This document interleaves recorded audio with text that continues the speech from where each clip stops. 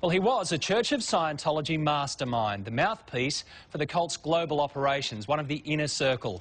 But now he's left and speaking for the first time about how the church works. It's explosive stuff, and the power brokers of Scientology want to silence him. Tonight, Brian Seymour continues his investigation with this world-exclusive report. OK, here's where it gets really weird. Oh, I know he's evil. He's definitely evil. This gentleman's been hired by a law firm acting for Scientology to film these people. Is that OK? No, it's not. No, listen to me! You are not there at the beginning of that interview! I certainly make clear to John Sweeney and the people at the BBC and Panorama what really happened. We want you to know who we are and what we stand for. How close is he with Tom Cruise? Extremely close. How close?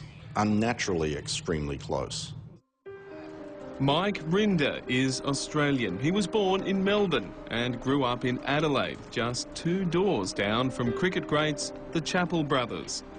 After more than 3 decades at the top of Scientology International, he left in 2007. This is his first broadcast interview. No, I'm not stopping here. You listen to me for a second. Remember this screaming match between Scientologist Tommy Davis and BBC reporter John Sweeney? You've since spoken with John Sweeney. Did you apologise to him? Did you explain all of this? What did you say? I apologised to him.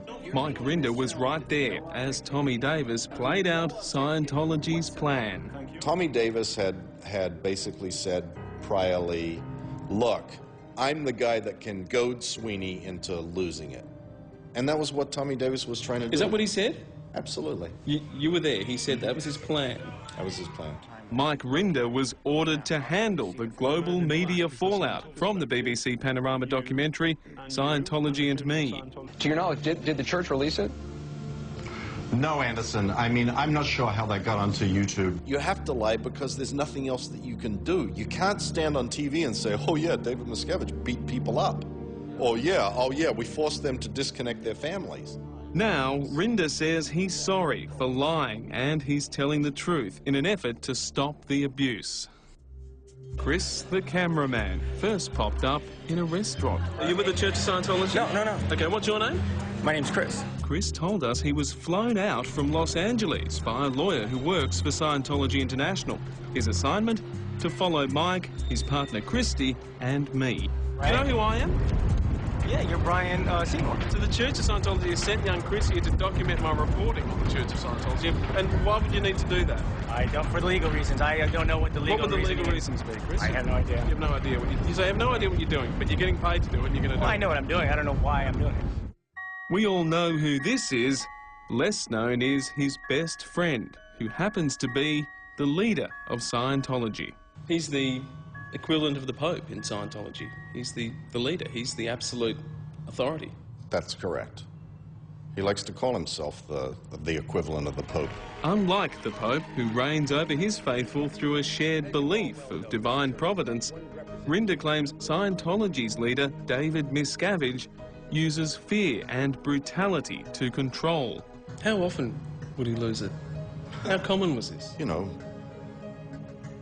a couple of times a week. When Mike Rinder first joined Scientology, he served the founder, L. Ron Hubbard, when he lived on a ship. Then he was promoted by David Miscavige to head the International Office of Special Affairs, the department in Scientology that handles critics and the media. The Church of Scientology International has launched a major campaign to try to stop this story.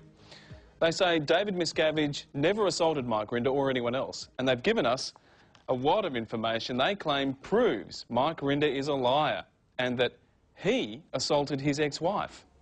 They also claim that in 2002, Mike Rinder was sacked from his job for violations of fiduciary duty and malfeasance. Sounds serious, doesn't it? So why then, 2 years later, in 2004, was Mike Rinder back with his old job title, representing Scientology, shoulder to shoulder, with David Miscavige? And to brief you on that front and the next step in implementing LRH Tech from the top down, please welcome Mr. Mike Rinder.